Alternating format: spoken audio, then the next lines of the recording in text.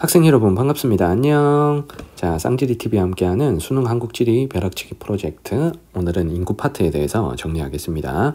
자, 인구 파트는 지역별로 인구 특징이 어떻게 다른가가 시험 문제입니다. 그래서 지역별 인구 특징을 물어보는 문제가 나옵니다. 그래서 지역별 인구 특징을 나타내는 지표들을 비교하는 형태의 시험 문제고요. 자, 6월달, 9월달에 다 공통적으로 지역은 충청지방의 여러 지역들이 나왔습니다. 그래서 뭐 세종, 청주, 진천 이런 충청지방의 도시들이 나왔고요. 그리고 인구 지표는 크게 보면은 두 가지가 나왔어요. 먼저 첫 번째가 연령층별 인구 구조에 대한 자료가 제시가 되어 있고요. 유소년, 청장년, 노년 비율 같은 것 말이죠. 자, 그리고 두 번째 제시된 게 각 지역의 인구 증가율이 제시가 되어 있습니다. 그래서 요 두 파트의 통계를 어떻게 해석해서 지역을 연결한 다음에 문제를 풀어야 될까 하는 점에 유의를 해서 우리가 마지막 정리를 합시다. 자, 실제 6월달, 9월달 문제다. 연령층별 인구 비율과 인구 증가율이 제시되어서 충청지방의 4지방을 하나씩 고르는 형태의 시험 문제였고요. 자, 9월달도 마찬가지였습니다. 충청의 3지방의 인구 증가율과 청장년 비율, 노령화 지수 같은 연령별 인구 특징과 관련된 자료를 주고 세 지역을 고른 다음에 푸는 스타일의 문제였습니다. 자, 그러면 연령층별 인구 구조에 대해서 먼저 정리를 할 텐데요. 일단 유소년층, 청장년층, 노년층이 몇 세에서 몇 세다까지는 우리가 다 알고 있죠. 그러면 시험 문제는 유소년, 청장년, 노년층의 비율을 그래프에 그려줄 가능성이 높습니다. 유소년 몇 프로, 청장년 몇 프로, 노년 몇 퍼센트 이렇게 주면 선택지에서 물어보는 건 유소년 부양비, 노년 부양비, 총 부양비, 노령화 지수 같은 걸 판단해라 하는 게 시험 문제일 수 있습니다. 자, 그러면 유소년 부양비부터 노령화 지수까지 구하는 공식을 알고 있어야 되죠. 그럼 먼저 첫 번째, 자, 유소년 부양비나 청장년 비율분의 유소년 비율 곱하기 100 이렇게 구합니다. 즉, 만약에 두 지역의 청장년 비율이 같다면 유소년 비율이 높은 쪽이 유소년 부양비가 높다는 거예요. 자, 그리고 노년 부양비는 청장년 비율분의 노년 비율 곱하기 100 이렇게 구하는 거죠. 그래서 시험 문제에 자, 여러 지역이 찍힐 건데 반드시 한 지역은 농촌이 찍힙니다. 그래서 노년 부양비는 노년층 비율이 농촌으로 갈수록 높기 때문에 노년 부양비는 당연히 농촌에서 굉장히 높은 수치가 나오는 거예요. 자, 도시로 갈수록 좀 낮다 이렇게 보시면 되고, 그리고 총 부양비는 유소년 부양비와 노년 부양비 요거 두 개를 더한 값이 총 부양비입니다. 그래서 총 부양비를 한꺼번에 계산한다 그러면 분모의 청장년 그리고 분자에는 유소년과 노년이 같이 들어가야 돼요. 그래서 청장년분의 유소년 더하기 노년 곱하기 100 이렇게 구하는 값이 총부양비입니다. 자, 그러면 총부양비 같으면 청장년층 비율 하나만 알아도 계산이 가능한 거죠. 왜냐하면 청장년 비율이 만약에 70%라고 한다면 유소년, 노년 비중이 몇 퍼센트인지 몰라도 요거 두 개를 더한 합은 30%라는 걸 알 수가 있는 거예요. 그래서 청장년 비율만 알면 자, 분자의 유 더하기 노의 비중은 계산이 가능하죠. 그래서 선생님 이렇게 한번 써볼게. 총부양비는 청장년 비중분의 안청장년층, 비청장년층 비중 곱하기 100 이렇게 계산이 가능하다는 얘기입니다. 즉 청장년 비중과 비청장년층의 비중의 합은 반드시 100%여야 되는 거죠. 자, 만약에 두 지역의 청장년층 비율이 그래프로 그려졌는데 어떤 지역이 청장년 비율이 상대적으로 높아. 그럼 비청장년층 비율이 같이 높을 수 없습니다. 요건 낮아야 되기 때문에 자, 총 부양비는 청장년 비율 분모가 크고 비청장년 비율 분자가 작기 때문에 총 부양비는 작게 나와야 되는 거예요. 자, 반대로 말 청장년 비율이 상대적으로 낮은 지역이다 그러면 두 지역 중에 비청장년 비율은 상대적으로 높아야 됩니다. 자, 이런 경우는 분모가 작고 분자가 크기 때문에 총부양비가 크게 되는 거예요. 그래서 우리가 총부양비는 이렇게 알고 계시면 됩니다. 시험 문제에 총부양비를 판단하라고 한다면 청장년층 비율만 보고 자, 바로 판단을 하셔야 돼요. 실제 계산에 들어가지 말고 청장년층 비율이 만약에 높은 지역이다 라고 하면 총부양비는 상대적으로 낮다 이렇게 대답하셔야 되고요. 자, 만약에 청장년 비율이 낮다면 총부양비는 상대적으로 높다 이렇게 답해야 되겠죠. 그래서 총부양비도 웬만하면 청장년 비율이 농촌에서 낮기 때문에 농촌에서 총부양비가 높게 나옵니다. 그런데 만약에 도시끼리 비교한다고 치면 청장년 비율을 보고 판단하시면 되는 거예요. 자, 그리고 노령화 지수를 볼게요. 자, 노령화 지수는 분모의 유소년 비율, 분자의 노년 비율 곱하기 100 이렇게 들어갑니다. 자, 그러면 노령화 지수가 100이라는 의미는 유소년 비율과 노년 비율이 같으면 딱 노령화 지수가 100이 되죠. 그래서 우리가 요걸 알고 있어야 돼요. 자, 노령화 지수가 만약에 100보다 크다고 한다면 분모에 있는 노년층 비율이 분자에 있는 유소년층 비율보다 더 높다는 뜻이죠. 자, 반대로 노령화 지수가 100보다 낮다는 건 분모에 있는 노년층 비율이 분자에 있는 유소년 비율보다 작다는 거야. 그래서 100보다 낮다는 건 유소년 비율이 노년 비율보다 높다는 뜻입니다. 자, 이 노령화 지수도 상대적으로 노년층 비율이 높은 농촌에서 굉장히 높게 나타나겠죠. 그래서 우리가 지역을 고를 때 일단 유소년 청장년 노년 비율이 나왔을 때 노년 비율이 굉장히 높은 지역, 농촌을 반드시 먼저 골라야 된다는 겁니다. 그래서 도시가 3개 내지 4개가 나오는데 이 중에 하나는 반드시 엄청난 농촌이 나옵니다. 그럼 우리가 농촌을 고르는 지표로 삼을 수 있는 것들이 이런 거죠. 노년층 비율이 가장 높은 걸 농촌으로 골라라 하는 겁니다. 자, 그러면 농촌은 당연히 노년 부양비 높을 것이고요. 그리고 노령화 지수도 높겠죠. 자, 그래서 늙은 지표 다 농촌이 높은 겁니다. 자, 그리고 또 하나 중위 연령이 굉장히 높겠죠. 자, 중위 연령은 그 지역 사람들을 나이 순서대로 일렬로 세웠을 때 가운데 서 있는 사람 나이입니다. 중위 연령 농촌이 높을 거고요. 그리고 농촌이 다른 지역보다 젊은 층의 비율이 좀 떨어지잖아요. 그래서 청장년 비율이 낮으니까 자, 총부양비는 높게 나오겠죠. 자, 요런 힌트를 삼아서 농촌을 먼저 골라라 하는 겁니다. 자, 그렇다면은 도시가 2개 내지 3개 정도 남을 건데요. 그 도시들을 어떻게 골라야 될지를 잘 좀 생각을 해볼게요. 자, 예를 들어서 도시 조합이 이렇게 되어 있습니다. 만약에 신도시랑 자, 일반적인 대도시가 제시되어 있다고 해봐요. 자, 예를 들어서 경기도의 화성과 서울이 제시되어 있다고 해볼게요. 자, 그럼 화성과 서울의 차이는 요즘 서울에 있는 사람이 화성 신도시로 이사를 가는 거잖아요. 맞죠? 그러면 30, 40대 부부가 이사를 가기 때문에 유소년 비율은 서울이 자꾸 떨어지고 있어요. 그래서 신도시와 대도시의 차이는 유소년층 비율이 신도시에서 좀 높다 하는 특징이 나타난다. 요거를 좀 알고 계셔야 됩니다. 그래서 인구가 증가하는 신도시들은 유소년 비율이 높다. 그래서 전국에서 유소년층 비율 제일 높은 도시가 인구 증가가 많은 세종입니다. 알겠죠? 그래서 경기도의 신도시나 세종이나 이런 도시들이 유소년 비율이 굉장히 높다라는 걸 좀 파악해 두시고요. 자, 만약에 공업도시가 시험에 나왔다 그러면 다른 도시에 비해서 공업도시는 좀 성비가 좀 높게 나타난다는 게 또 특징이 되겠죠. 왜냐하면 남자들의 일자리가 공업도시는 많기 때문이죠. 자, 이런 도시들의 어떤 인구 차이를 파악해서 여러분들이 문제를 푸셔야 되는 겁니다. 자, 그리고 상대적으로 도시긴 하지만 좀 낙후되어 있는 도시 같으면 제시된 여러 도시들 중에 노년층 비율이 농촌 다음으로 2번째로 높을 수가 있는 거예요. 자, 그런 것도 힌트를 삼아서 좀 찾을 수가 있다는 겁니다. 그래서 연령층별 인구 구조를 활용해서 지역을 찾을 때는 이런 힌트를 가지고 좀 찾아주시면 될 거고요. 자, 2번째, 인구 증가율과 관련된 내용을 정리하겠습니다. 자, 인구 증가율은요, 자연적 증가율과 순위 동률을 더한 게 인구 증가율입니다. 자, 인구가 증가하는 방법이 출생, 사망으로 증가하는 게 자연 증가고요. 그리고 유입과 유출에 의해서 증가하는 걸 우리가 순이동이라고 하거든요. 그래서 2개를 다 더해야 전체 인구 증가율이 나오는데요.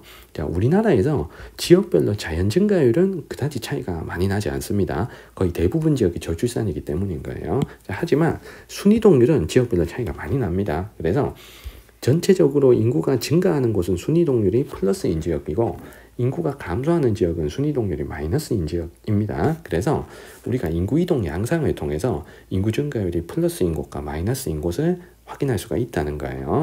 자, 그러면 먼저 선생님이 유입 초과 지역, 유출 초과 지역, 대표적인 지역을 좀 썼는데 이 내용을 한번 보겠습니다. 자, 유입 초과라는 얘기는 순이동이 플러스라는 얘기죠. 그래서 대표적인 지역이 일단 첫 번째 세종, 여러분들 잘 아시고, 그리고 수도권 2기 신도시들이 또 유입 초과가 엄청나게 나타나죠. 그래서 화성, 김포, 파주 같은 주로 2기 신도시들이 유입 초과가 큽니다. 자, 그리고 세 번째가 부산, 대구의 위성 도시도 유입이 많이 되죠. 그래서 김해, 양산, 경산 같은 도시들이고요. 그리고 교통이 발달하고 또 공업 기능이 강화되는 충청권의 공업 도시들, 천안, 아산, 서산, 당진 이런 것들도 순이동이 좀 플러스가 되는 지역입니다. 자, 그리고 최근 한 5년 사이에 농촌이었다가 약간 반전이 일어나서 다시 인구가 증가하는 자 그런 지역을 선생님이 오렌지색으로 써놓은 지역입니다. 그래서 농촌이었다가 혁신도시가 개발되면서 인구가 늘어나는 대표적인 두 지역이 이제 진천하고 여기 충청북도의 진천하고 나주 요 두 지역이 있습니다. 그래서 선생님이 최근 5년간 인구 증가율을 계산해 봤더니 진천하고 나주가 인구 증가율이 거의 20%에 육박할 정도로 대단히 높더라고요. 그래서 진천, 나주. 그래서 진천이 6평에 나왔었고요. 만약에 호남 쪽이 나온다 그러면 이게 나주가 인구 증가율이 높은 도시로 나올 가능성이 좀 있어 보여요.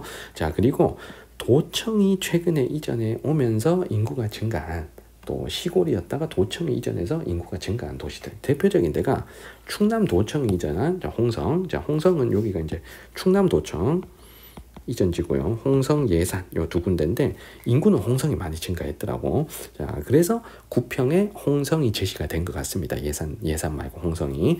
그리고 예천 바로 옆에 안동에 이제 경북도청이 들어옵니다. 근데 그 경북도청이 안동과 예천 거의 경계선에 맞물려 있기 때문에 인구는 예천이 더 많이 증가했더라고요. 그래서 홍성하고 예천 요 두 지역도 인구 증가율이 굉장히 높은 지금 두 지역으로 잡히더라고요. 그래서 예천은 인구 증가율이 막 최근 5년간 계산해 봤더니 한 20%, 홍성은 한 10% 정도의 인구 증가율을 보이고 있었습니다. 최근 5년에 한정하면 말이죠. 자, 그래서 여기 보라색으로 써놓은 도시들하고 주황색으로 써놓은 도시들은 약간 결이 다르긴 합니다. 그래서 보라색으로 써놓은 도시들의 어떤 특징은 뭐냐면 기본적으로 젊은 지역이에요. 맞죠? 기본적으로 젊은 지역이라서 이 지역들은 자, 특히 30, 40대 전입이 많다 보니 또 유소년 비율이 굉장히 높다는 거.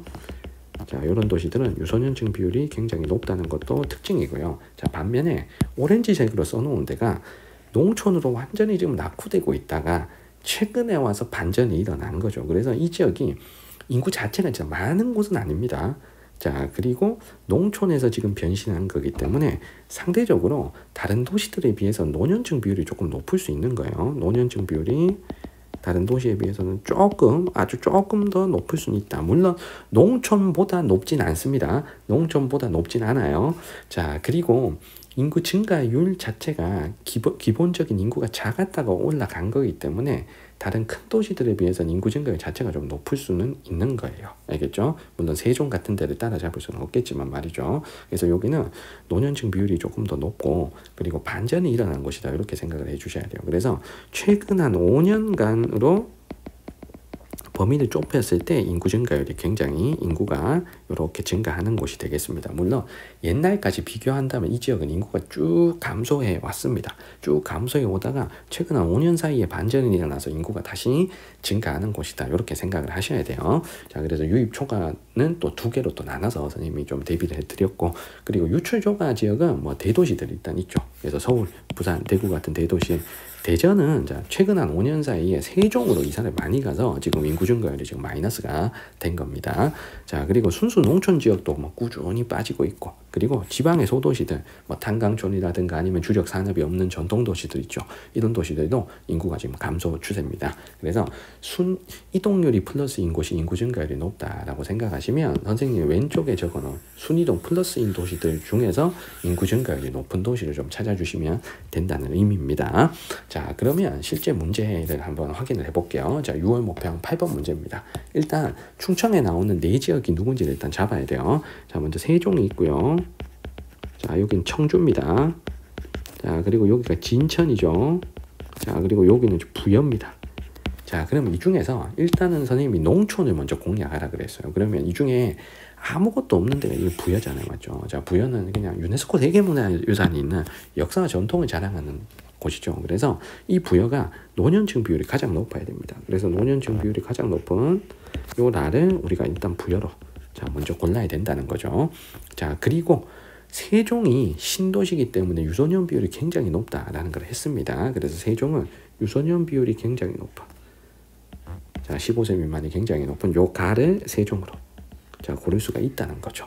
자, 그렇다면 남은 두 개가 자, 청장년, 유소년, 노년 비율이 거의 비슷하고, 자, 요 다가 노년 비율이 살짝 높으면서, 요 다가 노년 비율이 살짝 더 높으면서 인구 증가율이 더 플러스야. 그러면 혁신 도시가 개발되어서 반전이 일어난 요 진천이겠죠. 진천은 농촌이었다가 혁신도시가 된 거잖아. 그러니까 청주보다 노년 비율은 높은 겁니다. 자, 그러면 남는 나를 청주로 자 고르시면 되는 거예요. 자, 그러면 1번에 혁신도시가 조성된 거는 진천이니까 1번 틀렸고, 가는 나보다 총부양비가 높다. 이거 먼저 하셔야 돼요. 자, 총부양비는 청장년 비중이 높은 곳이 총부양비가 낮은 거라 그랬습니다. 그래서 가하고 나의 청장년 비율을 보니까 가는 청장년 비율이 이만큼 높은데 나는 청장년 비율이 요거밖에 안 됩니다. 그러면 총부양비는 청장년 비율이 낮은 나가 더 높아야죠. 2번 틀렸고요. 자, 3번에 성비는 전통 농촌이 노년층 비율이 높기 때문에 성비가 낮아요. 그래서 부여가 성비가 더 낮아야 되고요. 총인구가 가장 많은 곳은 여기서 청주죠. 그래서 정답은 4번이고요. 자, 중위 연령이 가장 높은 것은, 중위 연령은 노년층 인구 비율이 높은 데가 높다 그랬어. 그러면 여기서는 부여인 나가 돼야 맞는 거죠. 그래서 정답은 4번이 되겠습니다. 자, 이어서 9월 모평 15번 문제를 보도록 하겠습니다. 자, 이 문제는 굉장히 허무하게 정답이 나오는데요. 자, 3번을 볼게요. 중위 연령이 다가 가보다 높다고 했습니다. 여기서 노령화 지수를 확인해 봤더니 다가 노령화 지수가 거의 400이 되고요. 가는 100 조금 넘습니다. 그러면 다가 훨씬 늙은 지역이란 얘기잖아요. 그래서 다가 가보다 당연히 중위 연령이 높겠죠.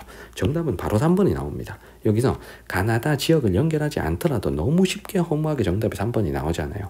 자, 이렇게 인구 문제는 그래프의 값만 보고도 바로 정답이 나오는 경우들이 있기 때문에 여러분들이 혹시라도 지역을 연결을 못했다고 해도 절대로 포기하시면 안 됩니다. 그래프 값만 보고 답이 나오는 이런 경우들이 있기 때문이에요. 자, 그리고 지역을 연결하면서 나머지 보기를 한번 해결해 보겠습니다. 자, 먼저 충청남도의 지도가 있고 제일 위에가 당진이고, 자, 두 번째가 홍성, 자, 세 번째가 부여입니다. 그러니까 위치 공부를 계속 하셔야 됩니다. 이거 위치 뭔지 모르면 이거는 그냥 답을 못 찾는 거잖아요. 자, 그러면 가나다를 연결할 건데 일단 다가 노령화 지수가 가장 높다는 것을 통해서 여기가 완전히 시골인 부여라는 걸 알 수가 있는 거죠. 그래서 다가 부여. 자, 그리고 부여는 인구 증가할 뭔가 이유가 없기 때문에 인구 증가율이 지금 마이너스고요. 자, 당진하고 홍성은 둘 다 인구 증가율이 플러스일 수 있습니다. 맞죠? 공업도시이고 그리고 충남도청이 이전한 곳이기 때문이죠. 자, 하지만 차이가 청장년층 비율이 가가 높고 나가 낮습니다. 그러면 가가 더 젊은 지역, 그래서 청장년층의 일자리가 많은 당진이 가가 돼야 되는 거고, 자, 그러면 홍성이 나가 돼야 맞는 거죠. 자, 그렇다면은 대규모 대철소는 당진에 있어야 되니까 1번은 틀렸고, 내포신도시는 홍성에 있어야 되니까 나에 있어야 돼서 틀렸죠. 자, 그리고 4번에 당진의 총부양비는 2019년이 2000년보다 높다라고 했는데 청장년 비율이 지금 증가를 했죠. 청장년 비율이 증가했다는 얘기는 총부양비는 2019년이 더 낮다는 걸 얘기합니다. 그래서 이건 틀렸고요. 자, 부여는 유소년층 인구가 노년층 인구보다 많다고 했는데 노령화 지수가 지금 100을 훨씬 넘기 때문에 노년층 인구가 더 많다는 걸 알 수가 있죠. 그래서 정답은 3번이 되겠습니다. 자, 선생님이 연령층별 인구 구조랑 인구 증가율 위주로 설명을 드린 건 6월, 9월에 이 자료가 제시되었기 때문입니다. 그래서 관련된 내용을 잘 정리해 두시고 나머지 내용들도 인구 파트 여러분들 쭉 한번 훑어보셨으면 좋겠습니다. 자, 오늘 영상은 여기까지입니다. 자, 구독과 좋아요 부탁드리고요. 자, 우리는 또 다음 영상에서 뵙겠습니다. 질문 있는 친구는 댓글 남겨주세요. 자, 여러분들 안녕.